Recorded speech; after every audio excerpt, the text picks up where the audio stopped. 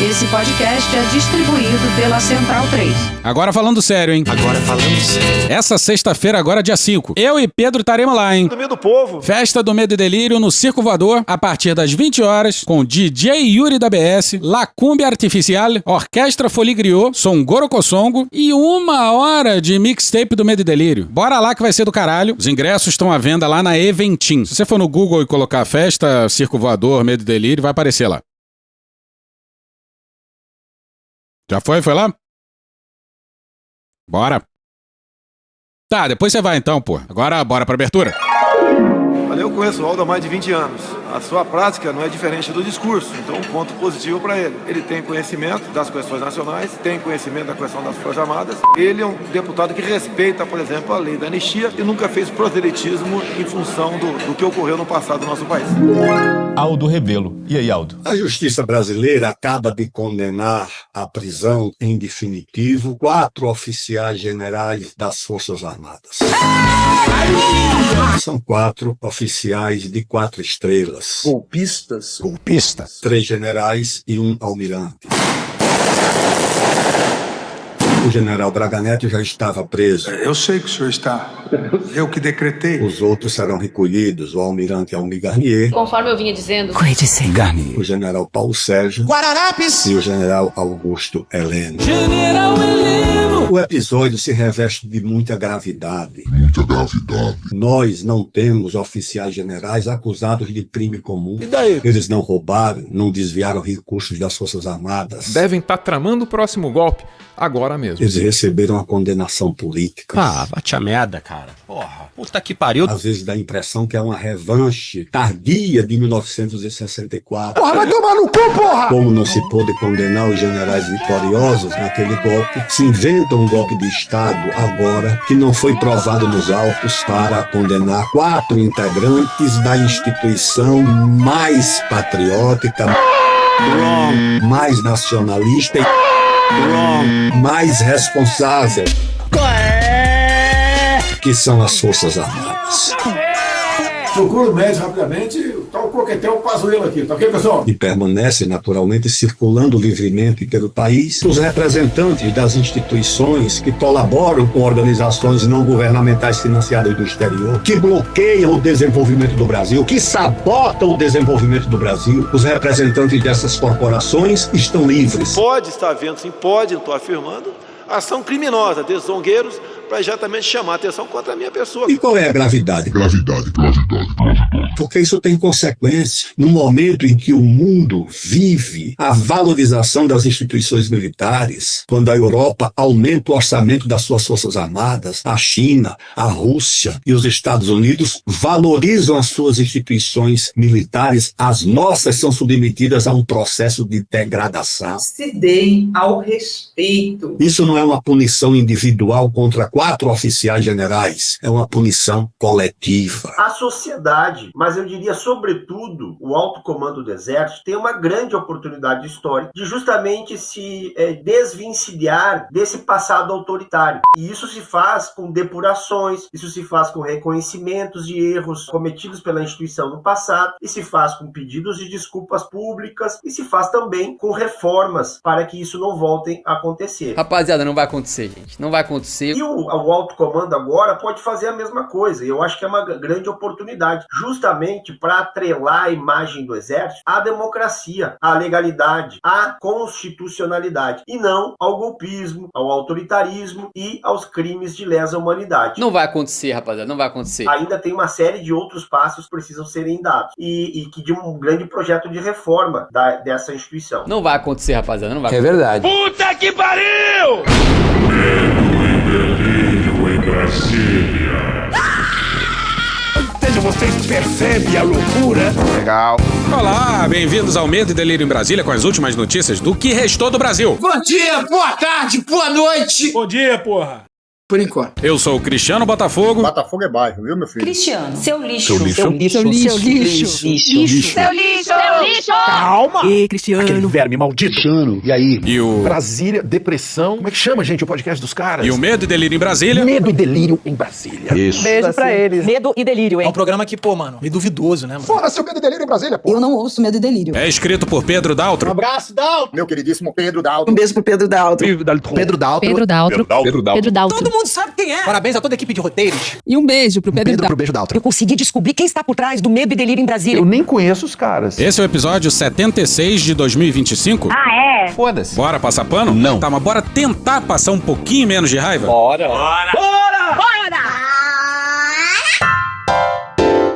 São Paulo não tem isso. Estamos de volta, senhoras e senhores, e essa é a nossa última semana, hein? Antes das férias. Tem que ser falado. A gente esqueceu aqui de comemorar o aniversário desse podcast. Maconha essa porra! Exatamente no dia 26 de novembro de 2019, era publicado na internet o primeiro episódio do podcast Medo e Delírio em Brasília. Porra, seu Medo e Delírio em Brasília, porra! São 6 anos de Medo e Delírio. Caralho! Narrando essa quadra miserável da história. Bora comemorar com a gente lá no Circo Voador. Bora passar raiva, hein? Isso é a prisão do Bolsonaro e dos generais também, né? Pra caralho! Mas a gente só existe há esses 6 anos, bancados por vocês, hein? É, isso mesmo que você ouviu. Os ouvintes que todo mês ou de vez em quando dão uma moral pra gente lá nas plataformas de apoiamento ou no Pix. Mas também, porque não pingam lá, mas dá uma moral pra gente de outra forma, espalhando a palavra do Medo e Delírio por aí. A todos, muito obrigado. Sem mais, direção executiva do podcast Medo e Delírio em Brasília. Mas ó, muito obrigado a todo mundo, tamo junto, é nós que voa e... Ousadia e alegria! Bora lá com a gente no Circo Voador no dia 5. Mas vamos seguir. Vamos seguir. Ah, nesse último episódio aí, faltou um detalhe importante sobre as sanções do Trump aos juízes do TPI, via lei Magnitsky. Repita comigo. Magnitsky. Foi isso que eu disse! Fica um pouco pedante dizer isso, né? Alguns dos juízes do TPI são dos Estados Unidos, e boa parte do financiamento do tribunal também vem dos Estados Unidos. Então, por lá, as sanções são muito mais sentidas do que pelas bandas de cá, onde o careca tá... Numa relax, numa tranquila, numa boa. E vamos seguir porque a previsão do tempo em Brasília nos últimos meses tá com muitas trovoadas.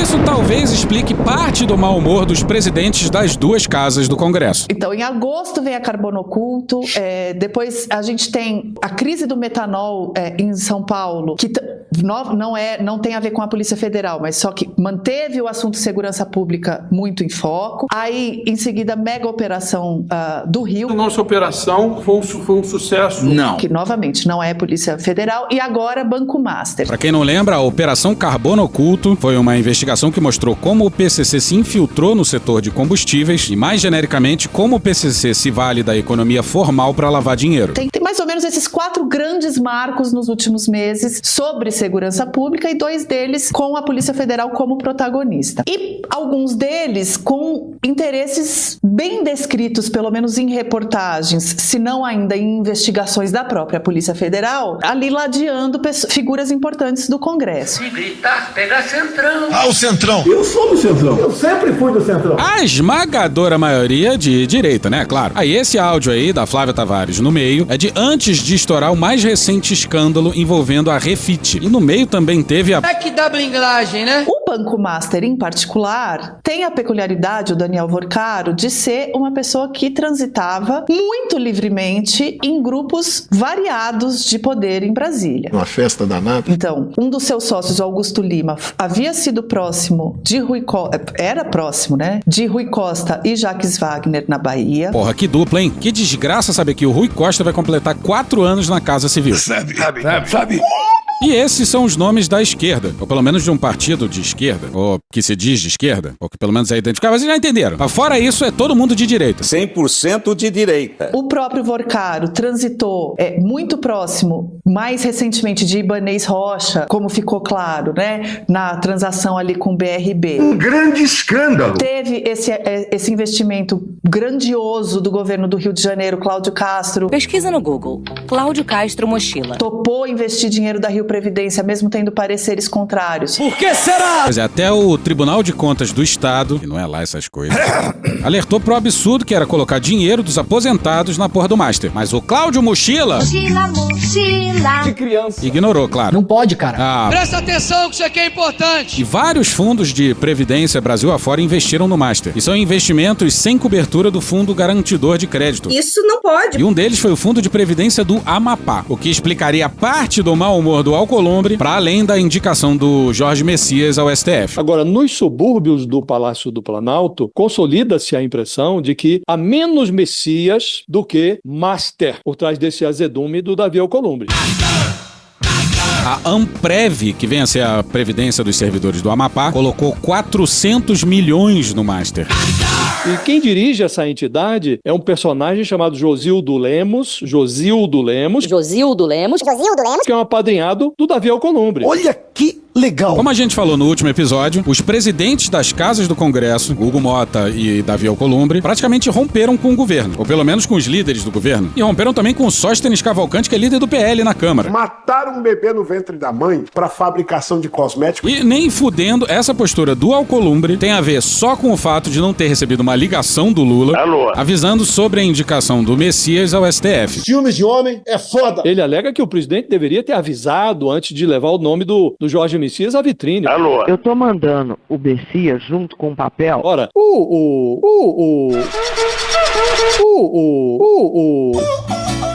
o país inteiro sabia que o Lula ia nomear o Messias. O próprio Davi Alcolumbre tratou desse assunto num jantar no Palácio da Alvorada com o Lula. Um telefonema a essa altura. Francamente. É como se o Brasil fosse um Amapá hipertrofiado. Batata doce e frango. E nesse país alternativo, o Lula seria um usurpador de escolhas que o Alcolumbre acha que deveriam ser dele. É o que a gente falou no último episódio. O Alcolumbre tá agindo como se a prerrogativa de indicar ministros fosse dele. Não é. O que o Alcolumbre tá fazendo é explicitar o quê? Um pedido de troca pela articulação dele, pela aprovação do Messias na sabatina do Senado. Porra! Daria pro Lula ter ligado antes do anúncio oficial? Sim, daria. Chato pra caralho. Mas não é só o Messias que anda irritando o Alcolumbre e os políticos de Brasília, não. Se o Senado quiser rejeitar, muito bem. Também faz parte das suas prerrogativas. Porque vai ter que voltar lá para o século XIX.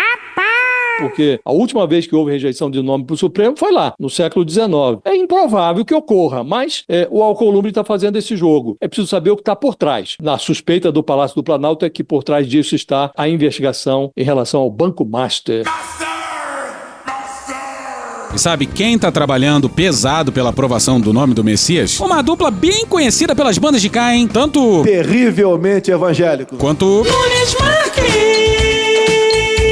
Olha só que absurdo. Ai, que absurdo. Tá difícil dar conta do Brasil, hein? Mas tem um personagem que tá em todas as cenas do crime, hein? E esse suspeitíssimo personagem é o Ciro Nogueira. Prezado Ciro Nogueira, quase que eu falo um palavrão aqui. A figura desse tipo de operador. Eu sou um cara de negócios. Eu faço dinheiro, eu faço. Eu vou usar esse termo e vou me explicar, né? Então você pega o caso do Ciro Nogueira com o Banco Master.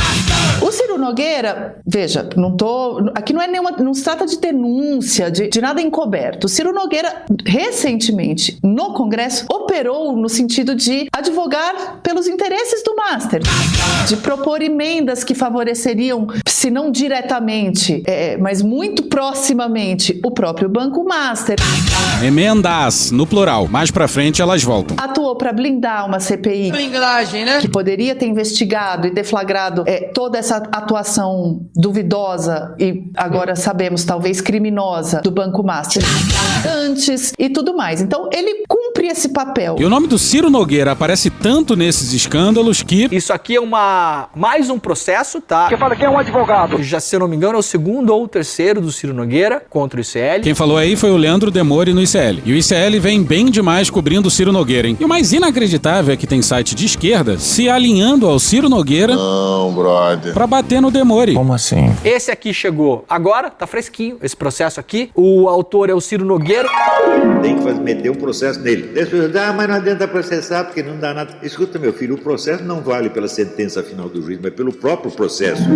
O Ciro Nogueira está processando 1, 2, 3, 4, 5, 6, 7, 8, 9 veículos de imprensa. Mas que filho da puta, olha aí, veja você. O principal deles é o ICL, porque essas são as reportagens que a gente publicou com exclusividade sobre a Operação Carbono Carbono Oculto 86, lá no Piauí, que pegou um compadre do Ciro Nogueira e pegou dinheiro sendo depositado na conta da empresa do Ciro Nogueira e pegou a empresa do irmão do Ciro Nogueira, tudo envolvido com esse esquema da Carbono Oculto. E foi também o ICL que trouxe o relato do piloto do jatinho, que seria do Rueda e que costumava levar figuras do PCC. Nós publicamos as matérias com exclusividade e esses outros veículos replicaram. Olha o que ele tá pedindo. Ela quer sentar, mas não tá sabendo pedir. Da gente, desses 9 veículos de informação. Remoção imediata das publicações. Filhos da puta. Tá pedindo pra gente apagar as matérias todas que vinculam o nome do Ciro Nogueira à Operação Carbono Oculto 86, ao PCC ou a práticas criminosas. Tá pedindo multa de R$10 mil por dia de descumprimento pro ICL e pra esses outros veículos. Tá pedindo pra que a gente não publique mais nada. Então não é assim só apagar. É o seguinte, não. É censura prévia. Diz aí, Ciro Nogueira de 2 anos atrás. Eu pensei que não ia viver mais esse tempo de se cercear os direitos, principalmente de opinião, de poder falar, de expressar o que você pensa, né? Então vou repetir. O Ciro Nogueira está processando 9 veículos de informação dizendo para apagar as matérias, não falar mais no nome dele. Aconselho-te a não referir o meu nome quando andares a resolver esse assunto. Pagar multa, pedir desculpa e avisar o Google. Ó, Google, se alguém procurar lá PCC e Ciro Nogueira, o meu nome não pode aparecer. Mas vamos voltar pro caso Master. Então, resumindo, a origem do Master é um outro banco que já tinha se envolvido em problemas.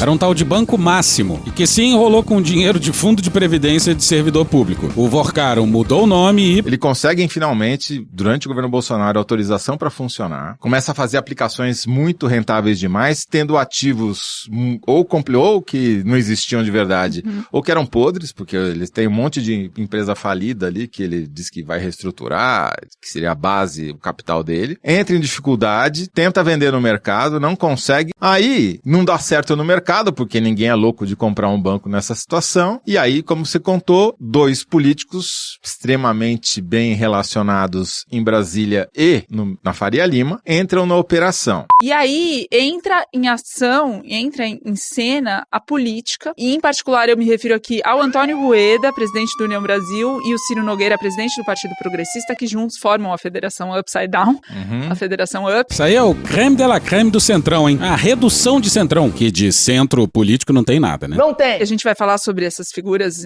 agora e que a Natália Portinari conta na coluna dela que foram quem abriram as portas do governo de Brasília para o governador Ibanez, que por sua vez abre as portas do BRB, que é o Banco Estatal do Distrito Federal, que este sim formaliza uma proposta para comprar o Banco Master.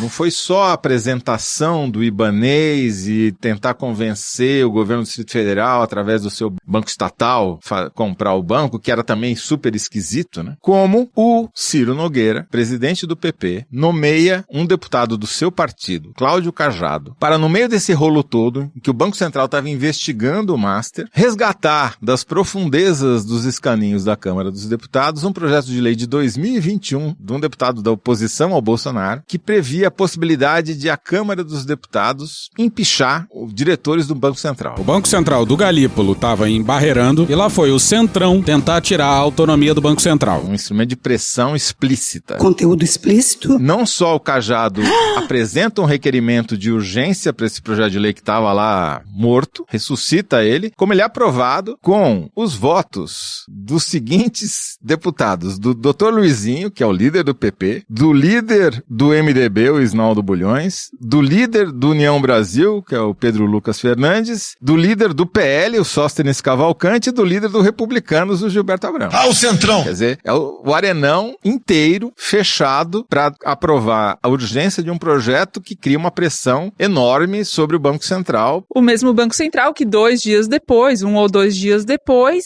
veta a compra do Banco Master pelo BRB, pelo Banco de Brasília. E por falar em Banco Central, tá faltando um personagem dessa história aí. Bora pro Gerson Almeida no dia 28 de novembro no A Terra é Redonda. Roberto Campos Neto foi presidente do Banco Central de 28 de fevereiro de 2019 até 1º de janeiro de 2025. Justamente quando o Master explodiu. E não dá pro Campos Neto dizer que não sabia. Membros do Fundo Garantidor de Crédito afirmam ter enviado diversos alertas ao Banco Central e representantes de grandes bancos que financiam o Fundo Garantidor de Crédito teriam procurado diretamente a direção da autarquia. Pois é, ao que tudo indica, muita gente sabia que tinha algo incrivelmente errado com o Master. E ao que parece, menos o governo Bolsonaro. Todo mundo menos você. Segundo a agência Bloomberg, algumas dessas conversas ocorreram pessoalmente com o então presidente do BC. Apenas em dezembro de 2024, alguns dias antes do final do seu mandato, Roberto Campos Neto convocou os dirigentes do Banco Master para uma reunião de emergência para tratar o assunto. As investigações revelam seu empenho em ajudar o Banco Master nas suas dificuldades de liquidez, mesmo ao custo da saúde financeira do banco estatal. Na operação, o BRB desembolsou 12,2 bilhões de reais em ativos que poderiam substituir o gelo no uísque de tão frios. O ex-presidente do BRB, Paulo Henrique Costa, afirmou que o governador interferia em tudo no banco e que ele tinha sempre que dar satisfações a Ibanez Rocha sobre todas as decisões. Ciro Nogueira, senador e presidente do Partido Progressistas, foi o ministro da Casa Civil do governo Bolsonaro e aparece em vários momentos defendendo os interesses do Banco Master. Ele é visto, junto com Antônio Rueda, presidente do União Brasil, como o principal articulador político da compra feita pelo BRB. Apresentou uma emenda constitucional para quadruplicar a garantia do Fundo Garantidor de Crédito para R$1 milhão, que logo passou a ser chamada de Emenda Master. Você imagina só, é o suprassumo do cretinismo. O roubo tava pouco pro fundo garantidor. Aí deu na Piauí que, volta e meia, o Ciro Nogueira se hospeda no Fazano, que é de propriedade do Master. Quando o ministro de Jair Bolsonaro evitou a instalação de uma CPI que investigaria as suas operações, mesmo que houvesse assinaturas suficientes para sua instalação. Campos Neto, Ibanez Rocha, Ciro Nogueira são pessoas que, ao ocuparem cargos relevantes, agiram de forma decisiva para que esse escândalo fosse tão longe. E o Ciro Nogueira e o Ibanez Rocha têm em comum a origem. Ambos são do Piauí e bem próximos, digamos assim. Devido à ação ou à inação desses e tantos outros personagens, tornou-se possível um volume tão desproporcional de títulos fraudulentos. Detentor de apenas 0,57% dos ativos do sistema financeiro, a liquidação do Master deverá absorver cerca de 45 bilhões de reais, ou 1/3 dos recursos disponíveis do Fundo Garantidor. Na confraternização de fim de ano da Febraban, alguns banqueiros falavam em prevaricação do Campos Neto, segundo a apuração da Raquel Landim, que saiu no dia 24 no Estadão. Nessa mesma matéria, ela também escreve que o ex-presidente do BC é muito próximo do senador Ciro Nogueira. Que coisa, né, gente? É fundamental entender que esse episódio não é um evento isolado. Nem fudendo, Cristiano, nem fudendo. E não seria possível sem o esforço e o trabalho de uma complexa rede de apoio e proteção de agentes políticos que transformaram o discurso neoliberal numa arma apontada contra a sociedade. Entender as relações de poder e os interesses beneficiados pelas políticas de desregulamentação, privatização e financeirização da economia é fundamental para não repetirmos o personagem do romance David Copperfield de Charles Dickens. Abre aspas, eu vi a colheita, mas nunca tinha pensado na sementeira. Fecha aspas. Mas tem outro escândalo tão chocante, tão crocante quanto o do Master, que envolve a tal da Refit. O Grupo Refit é uma grande empresa, um conglomerado de empresas que atua no ramo de combustíveis já desde 2008. Esse grupo tem vários núcleos, segundo a investigação, um núcleo operacional, e aí eu destacaria a refinaria de Manguinhos, na zona norte do Rio, também núcleo logístico, tecnológico, jurídico e um destaque importante, o núcleo chamado de núcleo financeiro. O que os investigadores dizem é exatamente isso, que esse grupo era um grupo de sonegadores profissionais. Eu sonego tudo que for possível, por assim dizer, ou seja, a sonegação estava no espírito do negócio deles. Segundo as investigações, diversas empresas participavam desse esquema para não pagar o ICMS devido... Mas que filho da puta, olha aí, veja você. Os caras faziam isso numa escala industrial. Esse grupo movimentou mais de 70 bilhões de reais nos últimos 12 meses. Caralho! É um grupo empresarial extremamente organizado, é uma estrutura, que eu vou dizer, assustadora, por conta do tamanho que esse grupo empresarial tem e como eles conseguiam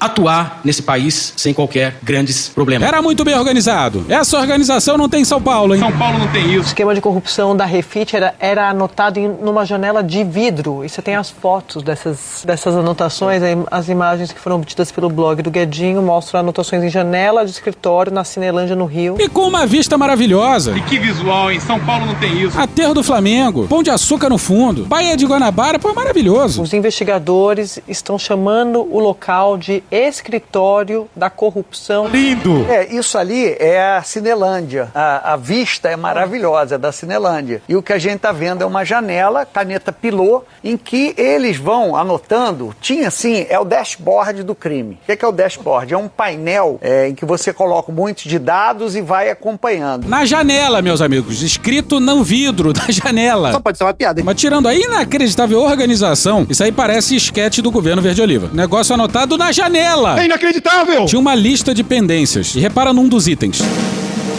Profiles dos parlamentares. Ali você vê que tem alguns nomes, por exemplo, de deputado. No caso, o deputado Dal Barreto, do União Brasil da Bahia. Bora pro Marcelo Godoy, o Fausto Macedo e o Felipe de Paula no blog do Fausto Macedo no Estadão no dia 1º. O nome do parlamentar aparece ao lado de uma referência à Operação Overclean, investigação da Polícia Federal conduzida pelo ministro Nunes Marques, que alcançou Barreto, e um esquema de fraudes em licitações, desvios de emendas parlamentares e lavagem de dinheiro. Pois é, desvios de emendas parlamentares. Pois é, orçamento secreto anda junto. Tem dinheiro pra caralho pra lavar, né? Mas bora pro melhor item dessa lista de pendências na janela dos caras. Dashboard do crime. Tá de sacanagem, né? E que material maravilhoso deve ser esse tal de dashboard do crime, que inclusive estava anotado lá como concluído. Alô, hacker de Araraquara, a gente nunca te pediu nada, hein? Por favor! Por favor. Por favor. Nessa mesma janela tem o nome de dois personagens do PCC que ganharam fama com a Operação Carbono Oculto, o Beto Louco e o Primo. Eram eles que faziam o dinheiro do PCC rodar no mercado de combustíveis. E o próximo item da lista precisa de um sotaque estranho à paisagem. Mapeamento de profiles estratégicos.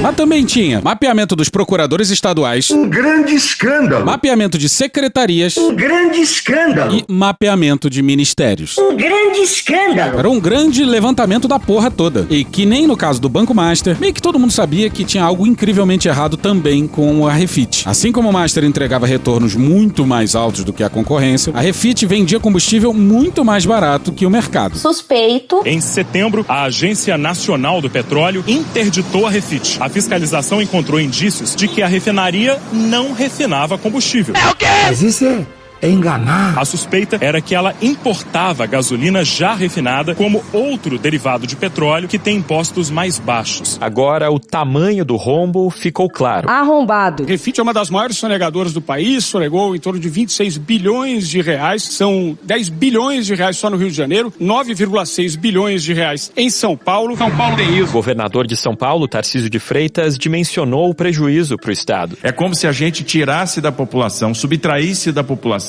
um hospital de médio porte por mês. Como se a gente impedisse a construção de 20 escolas por mês. Esse é o tamanho da fraude. Bom, agora que estourou, ele fala isso. Mas por algum motivo, a direita do Tarcísio queria proteger a Refit e os grandes sonegadores do Brasil. Por que será? Além da Refit, a Receita Federal calcula que há pelo menos 1.000 empresas que juntas têm dívidas de 240 bilhões de reais. Se o país tivesse regras mais rígidas contra esses grandes devedores de impostos, os chamados devedores contumazes, as coisas poderiam ser diferentes. Mas um projeto de lei sobre isso estava adormecido no Congresso. O texto, que estava parado desde 2022, só foi aprovado pelos senadores após a Operação Carbono Oculto, mas ainda aguarda a análise dos deputados. Pois é, desde 2022. Diz aí, deputado Pazuello. Pra que essa ansiedade, essa angústia? Só pro estado do Rio de Janeiro, são 10 bilhões de reais que não foram pagos. Isso é equivalente ao orçamento do estado do Rio de Janeiro com as suas polícias. Caralho! Isso mostra como o combate ao crime não pode ser só lá na ponta, só no varejo. Precisa ser nessas estruturas financeiras que corroem a segurança pública do Brasil. O Cláudio Castro, que se diz tão combativo contra o crime, né? O que ele fez em relação a esse grupo? Nada, pelo contrário, né? No não é só o Cláudio Castro não, hein? Sabe o que vocês fizeram da segurança pública? Nada. O Brasil tem 5 presídios federais. Vamos a eles. Campo Grande, inaugurado em 2006, Luiz Inácio Lula da Silva. Alô. Catanduvas, no Paraná, inaugurado em 2006, Luiz Inácio Lula da Silva. Alô. Porto Velho, em Rondônia, inaugurado em 2009, Luiz Inácio Lula da Silva. Alô. Mossoró, em 2009, Rio Grande do Norte, inaugurado Luiz Inácio Lula da Silva. Alô. E a quinta fica em Brasília, inaugurada em 2018 por Michel Temer, com 90% da construção pronta deixada pela senhora Dilma Rousseff, também do PT. E o Bolsonaro fez algum presídio federal no governo dele? Não. Os presídios federais para onde serão enviados os líderes das organizações criminosas, todos foram construídos ou por Lula, ou por Dilma, que construiu o quinto. A extrema-direita fez o quê? Gogó. É o Paulinho Gogó. Paulinho Gogó. Gogó. Gogó. Não que segurança pública seja construir presídio, hein, gente? Pelo amor de Deus. Mas se dependesse da direita, não teria presídio federal pros líderes das facções. Vai ver, eles iam mandar pra El Salvador agora. Eu vou estar junto com o deputado Eduardo Bolsonaro em El Salvador, onde a gente vai conversar com o presidente Bukele. Mas volta pra Refit. Então São Paulo foi pra cima e o governo federal foi pra cima. E conseguiu travar a operação da Refit. Mas no Rio de Janeiro não foi assim. Ó, o Rio de Janeiro é aleatório. Tiro, macumba e OVNI. Porra, tudo de uma vez só, mané. Ah, Cascadura, Rio de Janeiro, Zona Norte. No Rio de Janeiro, em defesa dos interesses econômicos, que veja, o Rio é roubado. O estado do Rio é roubado. Porque, na prática, sonegação de imposto é roubo de dinheiro público. Porque você tira dinheiro do investimento, você tira dinheiro da polícia, você tira dinheiro da educação, você tira dinheiro da saúde. E entra na justiça dizendo, olha, eu preciso voltar a operar para preservar os empregos aqui do meu pessoal. Inclusive no estado de São Paulo. E a justiça do Rio vai lá e fala, não, manda bala, com aval, anuência do atual governo, Cláudio Castro. Aí tem aquele projeto do Devedor Quanto Mais, que tá lá em Brasília. Eu quero saber! Há quase um mês, a Câmara dos Deputados recebeu um projeto muito aguardado de combate ao crime organizado. Mas só hoje, depois dessa operação contra o Grupo Refit, é que o assunto avançou. Mas só hoje, depois dessa operação contra o Grupo Refit, é que o assunto avançou. Por que será? E de novo, não é um problema do parlamento. Bom, é um problema do parlamento no sentido de que é um problema da direita brasileira que tomou conta do pior congresso da história. Hugo Mota recolocou na agenda o projeto que fecha o cerco à sonegação. O texto chegou à Câmara no início de setembro. A urgência para tramitar foi aprovada no fim de outubro e ficou todo esse tempo sem relator. Aí depois do escândalo da Refit, o Hugo Mota resolveu se dar o trabalho de escolher um relator finalmente. Hoje a Glaze trouxe a informação de que o Hugo Mota escolheu o Antônio Carlos Rodrigues. E o relator é do PL. Que beleza! E um personagem antigo e sumido volta à tona, hein? Esse grupo Refit, ele é um dos grupos mais poderosos do Estado. Ele tem história desde a época em que o Eduardo Cunha era uma força política importante. Que Deus tenha misericórdia dessa nação. Ricardo Magro, que é o dono do grupo, foi advogado do Eduardo Cunha. Você imagina só, o maior devedor do Brasil era advogado do Eduardo Cunha. Significa. Pra caralho! E ele tem fortes conexões com muita gente, não só no Congresso, mas no governo do Rio também. Basta ver que, apesar deles deverem mais de 9 bilhões de reais para o Estado do Rio, eles conseguiram fechar um acordo de pai para filho para pagar essas dívidas, um acordo que o procurador do Estado anterior não topou, trocaram o procurador. Vai trocar! Se não puder trocar, troca o chefe dele, pode trocar o chefe dele, troca o ministro! E esse mesmo procurador que aceitou o acordo, uma vez que a refinaria estava interditada, ele, que é o credor da Refit, entrou na justiça pedindo para liberar a refinaria. O acordo era um desconto de 95% do valor sonegado. Como se isso não bastasse, tinha também o parcelamento dos 5% restantes em suaves prestações ao longo de 180 meses. Aí era um acordo exclusivo para Refit. Brasil bagunça. A gente sabe que o Ricardo Magro tem ligações, por exemplo, se diz inclusive amigo do Ciro Nogueira, já falei do Eduardo Cunha e desse grupo ligado ao Cunha. Tem o Antônio Rueda, do União Brasil, que também um político ligado ao Ricardo Magro. Ricardo Magro, dono da Refit, que também é DJ e já fez um set de presente pro Rueda e pra esposa. Uma festa danada. Muito poderoso, influente no governo do Rio. Sucesso. E tem muitas outras conexões com deputados estaduais, federais do Rio de Janeiro. É um grupo que tem muito dinheiro. Quem é que não gosta de dinheiro?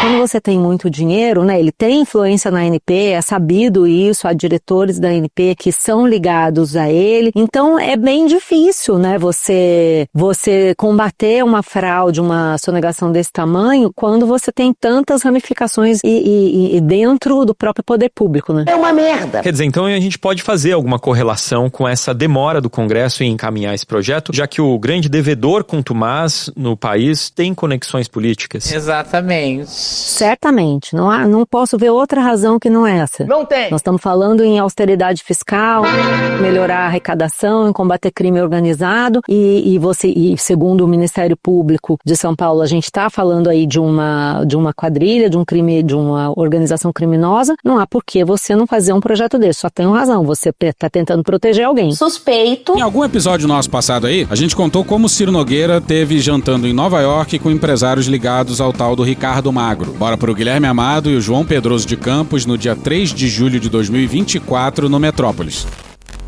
Uma das emendas de Ciro Nogueira ao projeto de lei propôs excluir da possibilidade de caracterização de devedor contumaz empresas que atuem em setores nos quais há forte influência estatal sobre a formação de preços. No caso dos combustíveis, a Petrobras seria esse fator.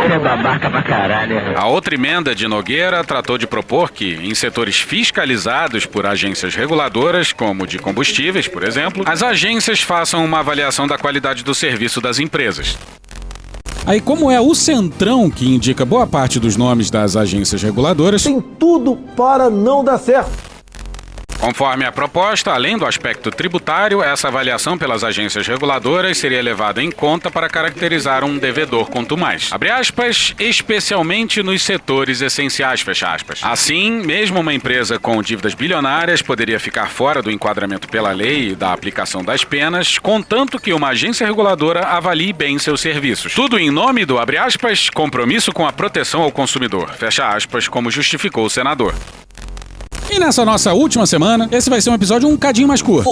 Mas a gente precisa falar que uma outra coisa maravilhosa aconteceu. No último domingo, teve um inacreditável evento do partido Missão. Pois é, o partido do MBL. E eles tiveram que lidar com isso aqui, dias antes. O MBL, Movimento Brasil Livre, confirmou ontem o desligamento do empresário Cristiano Beraldo, cujo nome apareceu na lista de investigados da mega operação Poço de Lobato. Segundo o Ministério Público, Beraldo teria mantido empresas offshore nos Estados Unidos envolvidas no esquema de sonegação e lavagem de dinheiro do grupo Refit. Que maravilha! Esse era apenas e tão somente o maior doador do partido Missão. E a acusação é que esse tal de Beraldo aí operava offshores do esquema nos Estados Unidos. E nem dá pro Beraldo dizer que não sabia de nada da Refit, e nem o MBL. A Isto É mostrou que a Refit fez uma festa para comemorar os seus 70 anos e lá estavam o Beraldo, Kim Kataguiri, Renan dos Santos e o Mamãe Falei, sorridentes, posando pra foto no Boca Livre. Que beleza! Mas sim, eles sempre e muito contra a corrupção. E esses caras aí que vivem numa cruzada contra a corrupção também estavam no camarote de carnaval da Refit na Sapucaí. Talvez o MBL não conhecesse a fama da Refit. Aí na véspera do festival do MBL, rolou uma live com o Renan Santos falando. E ele todo sério lá, dizendo que se algo fosse comprovado, era pro Beraldo pagar, etc e tal. Mas no fim da live foram ler os comentários e... Doutor Camilo, sonegação é legítima defesa. Se vocês forem presos por isso, eu vou voltar ainda mais em vocês. Esse país de merda já dói pro beijo, prédio.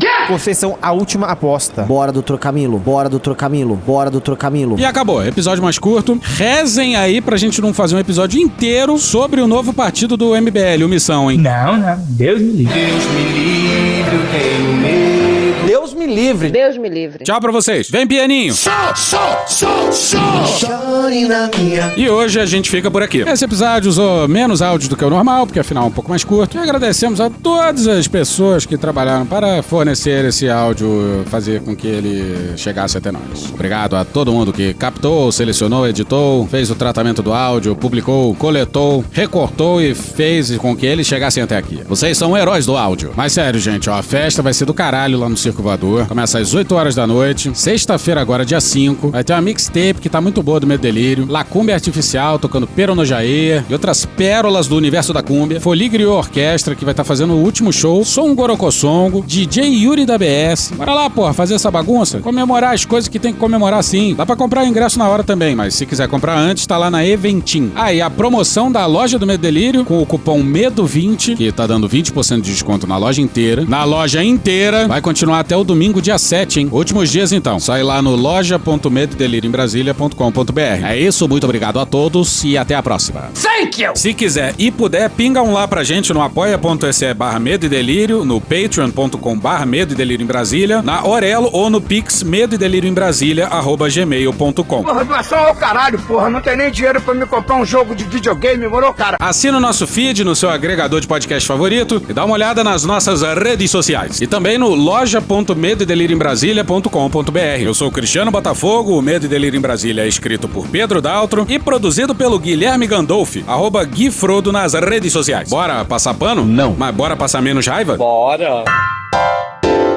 Me permite uma parte? Não lhe dou a parte. O que acontece agora? Esses militares vão continuar tendo a patente que eles têm ou eles podem perder num julgamento próximo no Superior Tribunal Militar? Então eu vou acompanhar com muito interesse esse julgamento, porque seria mais inédito do que já está sendo inédito o processo atual se o Superior Tribunal Militar tomasse essa decisão de afastar das forças militares esses oficiais, sobretudo esses oficiais generais. Eu me lembro apenas de um caso de general, na verdade um general de brigada, não um general superior de 4 estrelas, um general de brigada que em 1970, não me recordo se em 78, ele foi julgado incompatível com o posto e a patente, mas por causa de negócios escusos, desvio de recursos e corrupção.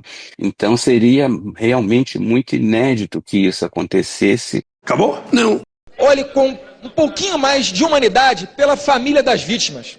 Não se atenha ao lado do criminoso. O criminoso já teve a oportunidade dele e escolheu a vida do crime. O crime é opção e o vagabundo só respeita aquilo que ele teme. Acabou? Não. Talvez valha um pequeno alerta de gatilho aqui para esse à parte da Manuela Dávila e da Tatiana Vasconcelos. Qual a relação entre o Calvo da Campari, o homem que atirou em 2 professoras no Cefet, e aquele homem que arrastou por 1 quilômetro uma mulher ontem na Marginal Tietê? Pois é segunda-feira, são 6 da manhã e eu quero falar com você sobre isso. Passou a hora da gente compreender a dimensão entre o ódio digital e o ódio real, produzido nas ruas, nas casas, contra as mulheres. O discurso de ódio na internet, organizado por homens, como o Calvo da Campari, preso agora por violência doméstica, estimula que outros homens, como esse que executou 2 professoras porque não aceitava ser liderado por mulheres, como esse que não aceitou ver a ex-companheira conversando com alguém e a arrastou por 1 quilômetro, fazendo com que ela perdesse as 2 pernas. Esse discurso na rede é mobilizador, é organizador dessa cultura de ódio contra as mulheres. Nós precisamos conectar as 2 questões. Por anos, mulheres como eu insistimos que é preciso enfrentar esse ódio nas redes. E por anos fomos tratadas como exageradas, como se isso não dissesse, não guardasse nenhum vínculo com a realidade. Pois bem, a realidade chegou. O mercado milionário do ódio digital, que se consagra ano após ano como um mercado muito lucrativo eleitoral. Atenção, a cada eleição elegem-se mais homens que odeiam mulheres, mais homens que organizam virtualmente o discurso de ódio contra mulheres, mais homens que dizem que darão uma bofetada na deputada, mais homens que ameaçam de morte as nossas crianças e a nós mesmas. São esses os que se consagram eleitoralmente pela extrema-direita no Brasil. É preciso entender, é preciso destrinchar o mercado milionário, financeiro e eleitoral que mobiliza o ódio e que faz com que ele saia para as ruas do nosso país. Ele arrastou uma mulher na Marginal. Esse cara atropelou uma mulher. E ele saiu andando com ela embaixo do carro pela Marginal do Rio Tietê, uma via de trânsito rápido em São Paulo. Ele sabia o que ele estava fazendo. Ele deixou essa mulher sem as 2 pernas. O que mais precisa acontecer pra gente entender que estamos vivendo uma epidemia de ódio de gênero nesse país? Que é muito alimentado digitalmente e tem consequências reais. Como essa que a gente tá vendo aí, como os números mostram. O número de feminicídios tem aumentado. O número de violência, de episódios de violência contra a mulher tem aumentado. Violência sexual de gênero tem aumentado. A gente vai fingir que não é com a gente? Isso é um assunto de homens e mulheres. Isso não é um assunto de mulher. A gente tá morrendo. Precisamos lidar com isso. Acabou? Não. Aí eu tô citando José Maria Castilho. Ele diz: a igreja começou a sonhar com algo que até então era inimaginável. A possibilidade de uma sociedade totalmente cristã.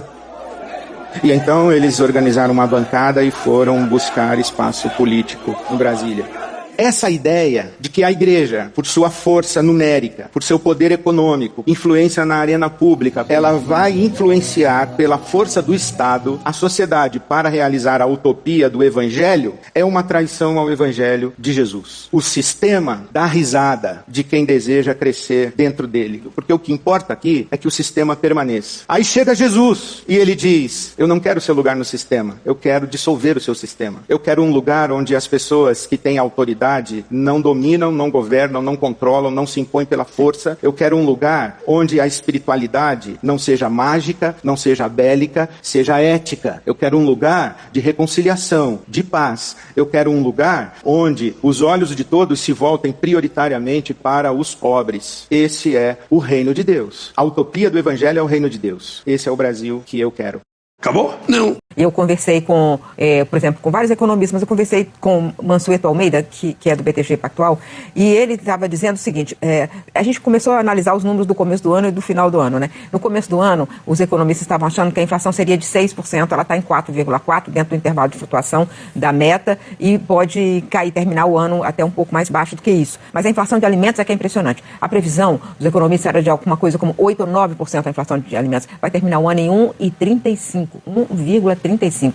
Houve queda, meses seguidos teve queda da inflação de alimentos. Queda da inflação de alimentos no domicílio. Então isso melhorou muito, inclusive, a renda disponível das famílias, que é muito tomada pela compra de alimentos. Teve, o dólar estava no começo do ano estava em 6,18. E a previsão dos economistas é que podia chegar a 7. Pois está terminando em 5,35, né? E queda, com hoje mais um dia de queda.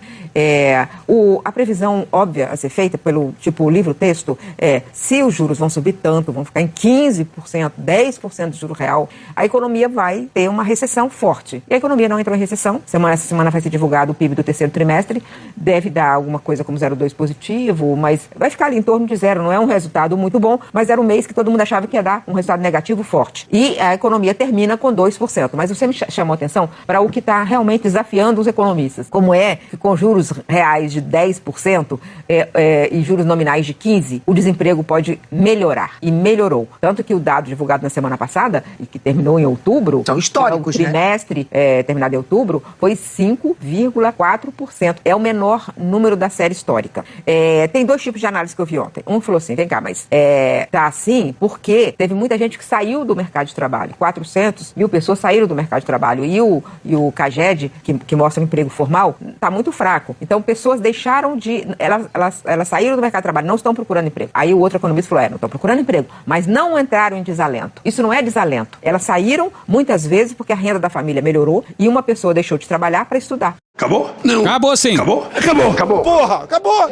Beijinho, sigamos com muito amor e poesia. Ouve a voz do seu períneo. A boca é um ânus da face. Varanda do pum. Lexotan não se toma na veia. Essa porra é maconha? Quando você é jovem, qualquer pessoa que tem um baseado vira seu amigo. O Bolsonaro sendo atropelado. Tô de acordo. Fazer as pessoas passarem fome. É isso. Cenoura.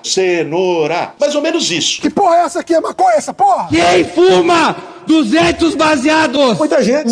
Mas muita gente. Conversa de bêbado. Nem todo artista é maconheiro, mas todo maconheiro é um artista. Algum delírio. Presunto Parma, vamos lembrar, não é qualquer presunto. Não é proibido no Brasil transar. Antigamente as pessoas ainda coçavam a virilha, hoje nem isso coça mais. Pega sua Toyota, empurre dentro do seu cu. Um Opalão, um Chevette, um Gol Bolinha. Vai deixar eles mijarem em cima de você. Lixo. Arrombado. Vai entrar o grosso. O grosso chegou! Ai, que dor no meu pau. Eu sou especialista em pau. É a piroca. Ela é bastante extensa. Veja a gramatura. Você não sabe como eu ficava feliz quando eu vi um trabalhador mostrar uma pica. Também entra.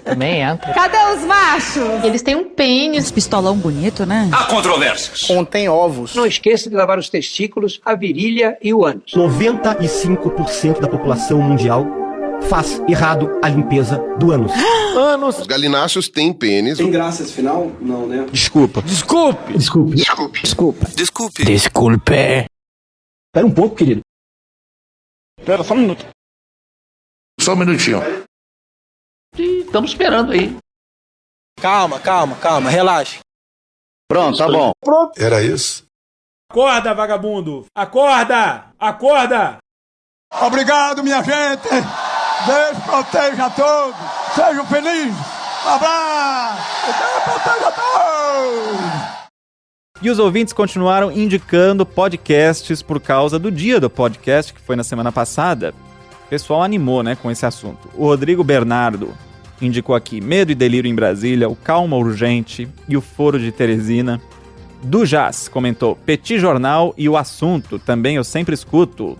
A pessoa veio aqui reclamar que essas jornalistas precisam cuidar mais da aparência para dar um ar mais profissional. Vai tomar no cu com todo o respeito. Exatamente. Vai tomar no cu! No cu! Eu não tô doido, não! Maravilhoso. Isso é o aplicativo do Medo e Delírio? Eu sabia. Foi pesado no prazo de trabalhar. Na sexta-feira à noite tá no primeiro lugar. Ligo pros amigos, olha só, eu tô aqui. Tem só um que eu não ligo que nunca pode sair. Mesmo com pastel, mesmo com cerveja, o rapaz não aparece, acho que enviou pra igreja. Cara, um bagate, acho que eu desisti. Todo mundo faz, só não vai ter Jair. Chegou o fim de semana, todo mundo vai sair. Só não vai sair, só não vai sair. Vou pra rua, tô na cena com os amigos, vou curtir. Só não vai sair, só não vai sair.